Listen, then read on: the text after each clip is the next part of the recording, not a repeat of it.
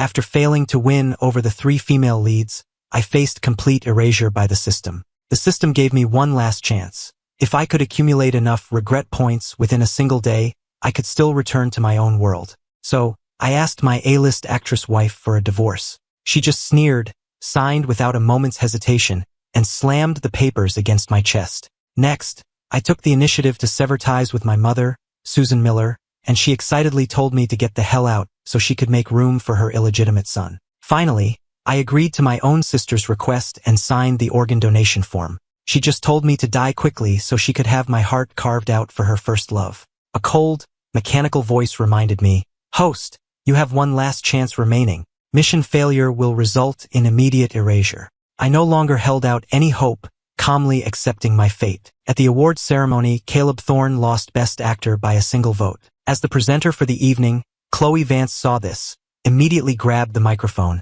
and confessed her love to him with deep emotion. "Caleb, in my heart, you will always be the best actor." The entire hall erupted in thunderous applause. The shipping hashtag for Chloe and Caleb shot to the top of the trending topics, going viral instantly. I turned off my phone, my heart a pool of stagnant water. No matter how hard I tried, my targets would always end up falling for Caleb Thorne, completely and utterly devoted to him. Even though Chloe and I were married, she still had to declare her love for him to the entire world. Late that night, Chloe came home. In the bright light of the living room, the hickey on her neck was clearly visible. Seeing that I was still awake, Chloe said nothing and went straight into the bathroom to shower. When Chloe came out of the bathroom, she was surprised to find me still sitting on the sofa. She noticed the divorce papers on the coffee table, flipped through a few pages casually, and a cold sneer formed on her lips. "This is why you'll never be better than Caleb. You're just so petty." Her voice dripped with sarcasm as she unhesitatingly picked up a pen, signed her name, and slammed the papers down on me. A sharp pain shot through my shoulder, and I winced. "I know you're just playing hard to get." Chloe looked smug. "Ethan, don't think for a second I'm going to beg you to stay. You want a divorce? Fine, you've got it. How does that feel? Happy now? Satisfied?" Chloe burst out laughing. The next second, she was glaring at me, her eyes so venomous they looked like they could kill. Truly an A-list actress. "I bet you won't dare to actually go to City Hall and finalize this. When you're done with your little game, get your ass to bed." I gathered the papers and cut her off. "Yes, I'm satisfied. Tomorrow morning, 8 o'clock. City Hall. Don't be late." A flicker of surprise crossed Chloe's eyes, quickly replaced by even deeper contempt. "You'd better mean it." She forcefully stubbed out her cigarette in the ashtray and slammed the bedroom door shut. I turned, walked into the guest bedroom, and quietly waited for morning. I was up early and called out to Chloe as she was about to head out the door. "I already spoke with your assistant. Your morning appearance has been postponed. You promised me. We're going to City Hall." Before I could finish, she threw down her sunglasses, stormed over, and slapped me hard across the face, her eyes dangerously sharp. "Are you asking for it? How dare you mess with my schedule?" She didn't stop, each blow landing harder than the last. I squeezed my eyes shut in pain. As if suddenly remembering something, Chloe shot a guilty glance at the living room security camera, then deliberately used her body to block the view of me, disguising the assault as an intimate moment to hide the evidence. "Chloe, I won't tell anyone about this. If you don't believe me, you can record me right now." My eyes were bloodshot as I stared straight at her, making my concession. She narrowed her eyes, trying to find any sign that I was lying. Just as I was about to pass out, Chloe finally stopped and kicked me back into a chair. She expressionlessly unplugged the camera, pulled out her phone, and started the voice recorder. Clutching my chest, I recited the lines she fed me, personally confessing to all sorts of mistakes I had supposedly made during our marriage.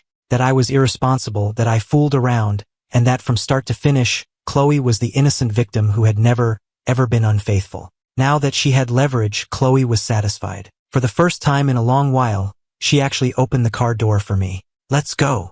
I sat in the back. I pretended not to see the man's jacket on the passenger seat or smell the cologne that filled the car, and just stared calmly out the window. I remembered her gentle, beautiful face, the way she used to softly call me her husband. She was a natural-born actress. I could never tell which version of her was real. Now she was deeply in love with Caleb, and her affection level for me had plummeted below 10%. I no longer dreamed of us getting back together. It was just too exhausting. "Chloe, after this, we're done. We have nothing to do with each other anymore." She tilted her head, her eyes landing on a cute little ornament on the dashboard, and a small smile played on her lips. You're right, but first, we have to get through this damn mandatory waiting period. There was no need to wait. I would be leaving her forever tonight. There were only 12 hours left on the system's clock. I went to the largest corporation in the state and knocked on the office door of my second target, my own sister. She had taken our mother's last name, while I had taken our father's. Megan Miller wasn't surprised to see me. She had a private investigator tailing me. None of my movements escaped her notice. Got some backbone now, do you?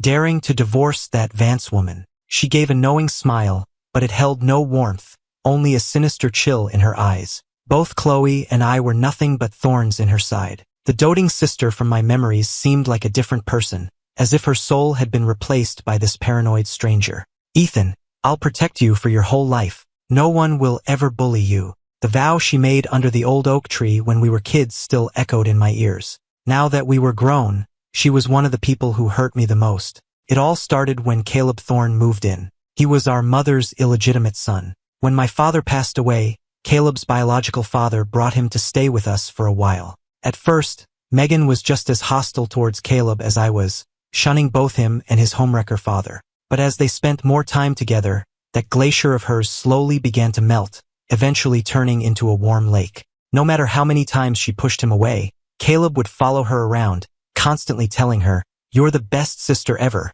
Megan's face would turn bright red, and she'd quickly avoid my gaze, her voice growing flustered. Her 90% affection level refused to budge. Then one day, it slowly dropped by a single percentage point. It turned out that when I wasn't around, she had started calling him her little brother, gradually taking an interest in his schoolwork and his life. When someone at school started hitting on Caleb, I saw Megan get into a fight for him, her eyes red with fury. Even after getting a major demerit, she came home to a tearful Caleb, and when he comforted her, she felt like it was all worth it. After school, Megan was waiting outside my classroom. I was overjoyed, thinking she was there to walk me home. Megan. All I got in return was a cold stare. Don't call me that. I don't have a brother like you. I froze on the spot as my classmates started staring. Megan looked down at me and demanded, "You're the one leading the charge to isolate Caleb." What? My mind went blank, and I repeated the word unconsciously. But Megan had lost her patience. She spat out one last cold sentence before turning to the classroom next door to get Caleb. "Since you enjoy being a bully, let's see how you like being bullied for a change." I stared blankly after her, a terrible feeling of dread spreading through me. From that day on, all my classmates avoided me. They'd call me the son of a homewrecker, both to my face and behind my back. I endured constant dirty looks and pranks. My homework would be soaked, dead insects would appear in my backpack, and my things would constantly go missing. To protect Caleb, Megan deliberately reversed our roles, telling everyone that he was the true heir and that I was the shameless illegitimate son. Faced with their taunts and ridicule, I had no way to defend myself. Megan started taking him to corporate events until everyone, both inside and outside the company, believed Caleb Thorne was the true heir. His current status in the entertainment industry was largely thanks to the Miller family's backing. "Megan, what do I have to do for you to just leave me alone?" I looked into her eyes, my expression lifeless. To keep me from getting in Caleb's way, Megan sabotaged every job I tried to get. I had absolutely no privacy. The slightest thing that displeased her would earn me one of her check-ins. "I heard you went to the mall today. You walked past Caleb's billboard. Why did you stop to look at it? I'm warning you, don't get any funny ideas about him, or you'll regret it." I was sick of being watched. "Leave you alone?" Megan sneered, then violently swept everything off her desk. "When you were bullying Caleb at school, giving him all that trauma, did you ever think about leaving him alone?" Megan walked up to me, hands in her pockets, and raised a hand to pat my cheek. "Not too hard, not too soft," she said through gritted teeth. "That fire on set, I know you had something to do with it. Sooner or later, I'll find the proof, and I'll personally send you to prison." I smiled and nodded. "Fine, I did it. I was wrong. What will it take for you to forgive me?" For a second, Megan looked surprised, her expression unreadable. She turned and pulled a file from her drawer. She had clearly been prepared for this. On the cover were the words, "Organ donation consent form." She wanted me to give my heart to Caleb after I died. "Sign this, and I'll let the past go." She glanced at me sideways, as if waiting for my reaction. "I won't hurt Caleb, and you will never bother me again." That was my condition. Of course. Megan agreed without hesitation. I immediately signed the form. An almost imperceptible flicker of shock crossed Megan's face. She watched me leave with a strange look in her eyes. Megan, this is the last time I'll ever call you my sister. I turned back to look at her one last time. Megan looked away, uncomfortable. If Dad were watching from beyond the grave, what do you think he'd feel, seeing you treat the man who drove him to his death like a father? Megan was speechless, her embarrassment slowly turning to rage. Who are you to lecture me? I walked away, leaving her to her rage. That should count as cutting ties with her, I thought. I said to myself. A moment later, I got a notification from the system. Affirmative, host. Megan Miller has fired the private investigators. Your freedom has been restored. Next, I just had to face Susan Miller, my mother in this world. I had originally thought that winning a parent's love would be easier than winning a romantic partner's. That's why I chose Susan as my first target, trying my best to be a good son, doing everything I could think of to make her happy. Her affection level always hovered around 50%. When I got into a top high school, it barely climbed to 60%. Then I found out about Caleb. He didn't have to do a single thing to earn Susan's unconditional love and adoration. The system said Susan was the hardest of the three to win over. She wasn't just an irresponsible mother. She was a shrewd businesswoman. In her eyes, there was no emotion, only profit. The only reason she married my father was because my grandparents could help her business. Years later, she had become the chairwoman of the board, a titan of industry. She looked down on my aging grandparents and cast my father aside. She was getting revenge for every slight she had ever endured as a daughter-in-law, which led to Caleb and his mother. When my father learned the truth, his anger caused a relapse of an old illness. He was bedridden for a few months and then passed away. Living under the same roof, she treated Caleb and me completely differently. Caleb, sweetie, Mommy brought you a new present. Do you like it? Ethan, what are you standing there for? Go get dinner on the table. I was treated like a live-in maid, ordered around constantly. The mother I knew, who was strict but loving, was gone forever. My Caleb is so handsome, especially when he's all dressed up. You should be studying, not messing with hair gel. You're not secretly dating someone at school behind my back, are you? You're just as worthless as your father, deep down. Her sharp words cut me again and again. Caleb's grades were terrible, so she sent him to study abroad for a fancy degree. Meanwhile, I paid for my own college with student loans and by working multiple part-time jobs. She claimed it was to build character, but really, she was just afraid I would outshine Caleb. Every time she looked at me, she was reminded of my father and the submissive life she used to lead, a life that wounded her pride.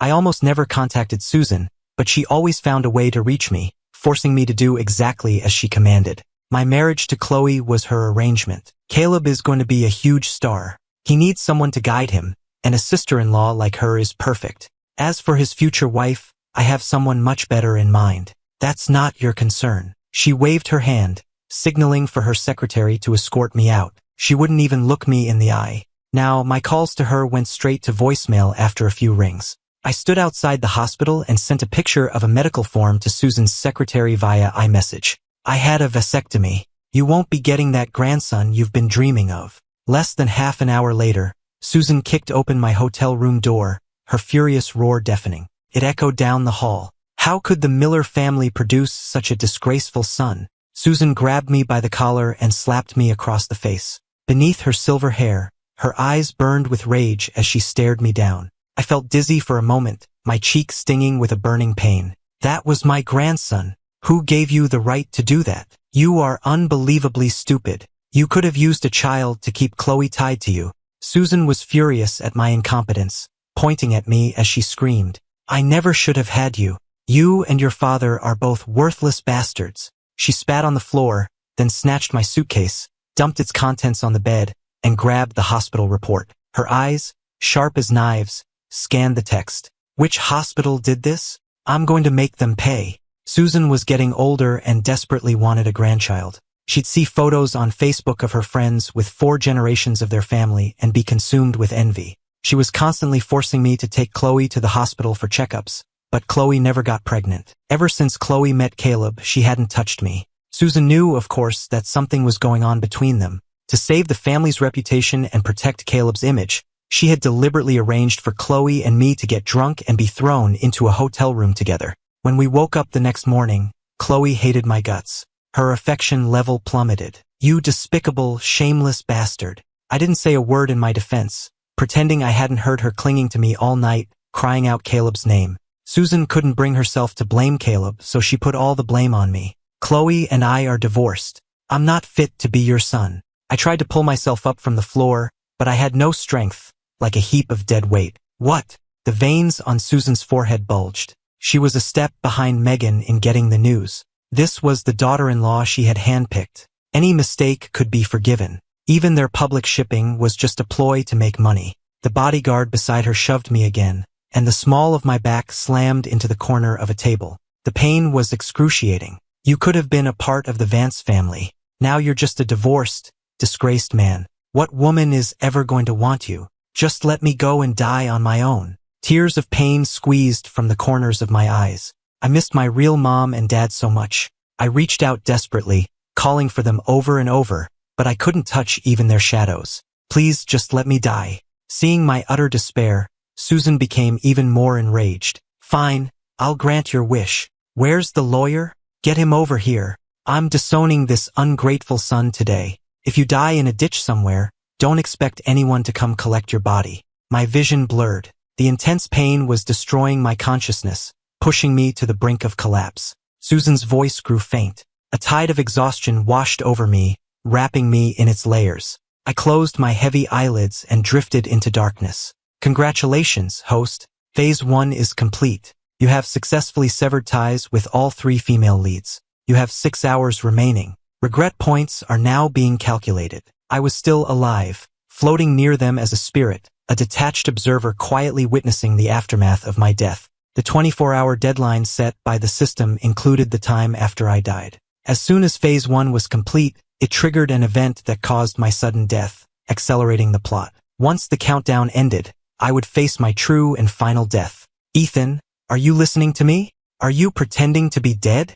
Susan hated it when I was unresponsive. It was like punching cotton, leaving her completely unsatisfied. The face of the man who had been dead for years reappeared in her mind. Susan, filled with disgust, kicked me a few times. I remained completely still. It didn't look like I was faking it. The seasoned executive, who had clawed her way to the top, looked slightly surprised. Her secretary, who had some medical training, sensed something was wrong. She rushed over, pried open my eyelids, shone a penlight into my pupils, and her face went pale. Ma'am, this is bad. We need to call an ambulance for Mr. Harris, now. Hearing this, Susan froze. A terrible premonition washed over her as she fumbled to dial 911. Hello? My son is in trouble. Send your best doctor. The address is... What do you mean, as soon as possible?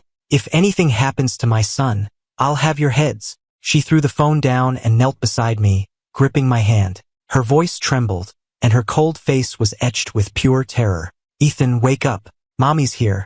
You're going to be okay. Mom? I thought, dazed. 10 minutes ago, she had wanted me to die in a ditch so I wouldn't dirty the family plot. What was she so afraid of now? The ambulance finally arrived. Paramedic tried to prepare Susan. Ma'am, we'll do everything we can, but you need to prepare yourself. Prepare myself? Susan's eyes widened. Her lips moved, but no sound came out. She stumbled backward. What are you trying to say? Say it plainly. The paramedics remained silent, taking turns performing CPR. Pale-faced, Susan followed the ambulance to the hospital. Megan, having gotten the news, rushed there too, pacing anxiously outside the emergency room. Mom, what did you do to Ethan? Megan finally broke the silence. The look they exchanged was explosive. Susan shot back impatiently. Are you lecturing me now? It's a reasonable suspicion. Megan's intensity matched her mother's. When Ethan collapsed, only you and your secretary were there. You're getting bold, aren't you? Susan's temper flared. The two of them had a vicious argument right there in the hospital hallway, shattering the facade of civility they usually maintained. You old witch, what do you ever do besides forcing Ethan into a loveless marriage? You little brat, he's your brother too, and you're even more biased than I am. They stopped only when the light above the operating room door went out. They both turned, only to receive the worst possible news. Impossible. My brother can't be dead. Megan cried out, distraught, clutching her hair with vacant eyes. Nonsense. My Ethan is perfectly fine. Susan ripped back the white sheet. My body was already stiff, my muscles beginning to contract. This woman, who had seen everything, was suddenly red-eyed with tears. My son, she wailed, her voice raw, clinging to my body and refusing to let go. Ethan, I'm so sorry. It's all my fault. Please wake up, okay? Megan took my cold hand and pressed it to her cheek. Her hot tears fell on my skin, and it felt like they were searing my very soul. Host, what do you predict their regret levels will reach? The system asked curiously. I shook my head. I didn't know. Maybe it was just pity for a dead man. As soon as Caleb showed up, they would quickly move on and forget I ever existed. It had always been that way. Nothing I ever did could compare to Caleb. Chloe and Caleb arrived at the hospital just in time to see this. Chloe stopped dead in her tracks, sucking in a sharp breath, unable to summon the courage to come closer. Beneath her sunglasses, her cold eyes suddenly welled with tears. Chloe. Caleb put a hand on her arm, his voice gentle and concerned. I'm fine. Chloe quietly pulled her arm away, putting some distance between them. She had come to see me one last time as my ex-wife. Ignored for the first time, Caleb's lip twitched. Whatever. He didn't need to compete with a dead man. All three of these women would be his in the end. My husband. This isn't a dream. This isn't a movie. Chloe's heart felt like it was being squeezed in a vice. She managed a pale, weak smile. Stop playing around. Let's go home. I'm taking you home. Ignoring everyone's protests, Chloe started dragging my body, struggling with each step toward the exit. Even with her mask and sunglasses, passers-by recognized the famous actress. They secretly took photos and posted them online, and a media storm began to brew. Delete that. It's not what you think. Caleb furiously slapped the phone out of a bystander's hand. If the news that Chloe was married got out, it would damage her career. Stop. Megan's voice cut through the air. Ethan is my brother. You two are divorced. If anyone is taking him home, it's me. No, we're still in the waiting period. I take it back. I don't agree to the divorce. He's my husband for life. Chloe hugged me tightly, greedily breathing in my scent like a desperate, obsessed woman. When one spouse dies, the marriage is automatically terminated. Megan was the first to regain her composure. She shot a cold look at Caleb, who flinched and took a half-step back. When you were creating all that buzz with him, did you ever once remember that Ethan was your husband? You don't deserve to be his wife. Give him back to me. Megan didn't bother arguing. She simply and forcefully took her brother back. Chloe looked blankly at a panicked Caleb, and then she suddenly remembered what I had said in the car. Chloe, after this, we're done. We have nothing to do with each other anymore. The man who had loved her so deeply was gone, alone in another world.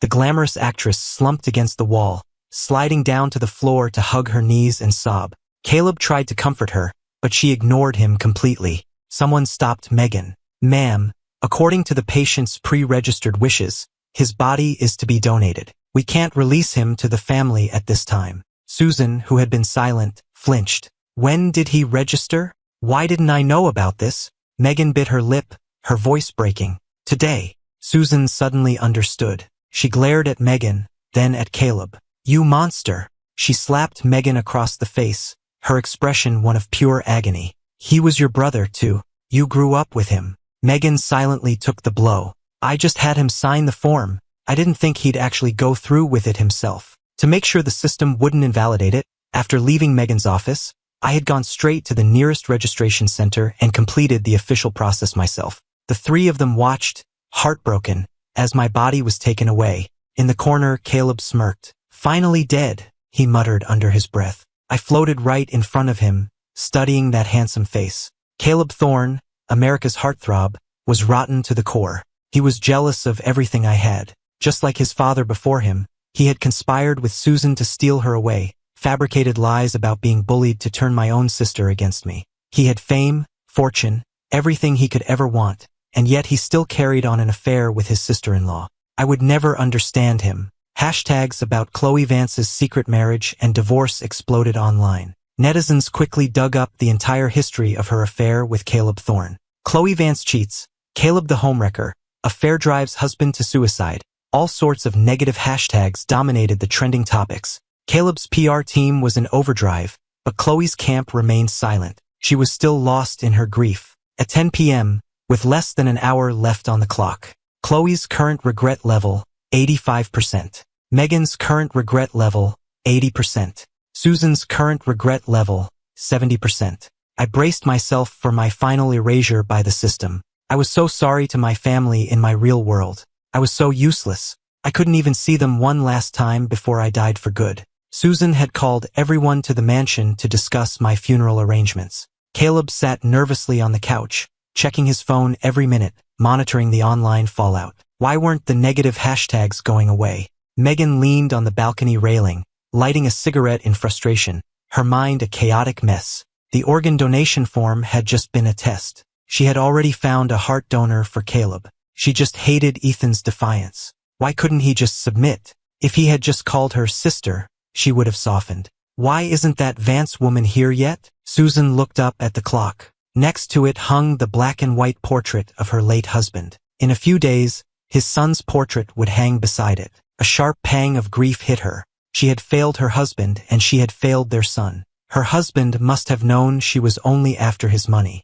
but he had still trusted her completely, supported her career with everything he had. She didn't even love Caleb that much. He was just as manipulative as his father. She had just wanted to escape her past, to forget the face she missed day and night. Instead, she had created a regret that would last a lifetime. The front door opened and Chloe strode in. Without a word, she threw a folder of papers at Caleb. "You liar! You played all of us for fools." Before he could respond, Megan picked up the papers, scanned them quickly, and erupted in fury. "And to think I treated you like a brother. Turns out you're not even related to me." Caleb, realizing what it was, scrambled to snatch the papers back. "No, that's all lies. It's not true, Megan." I floated down, reading over her shoulder as if I were alone. The truth was staggering. No blood relation. Susan keenly picked up on the implications, and the atmosphere in the room dropped to freezing. Caleb was terrified, unable to meet anyone's gaze.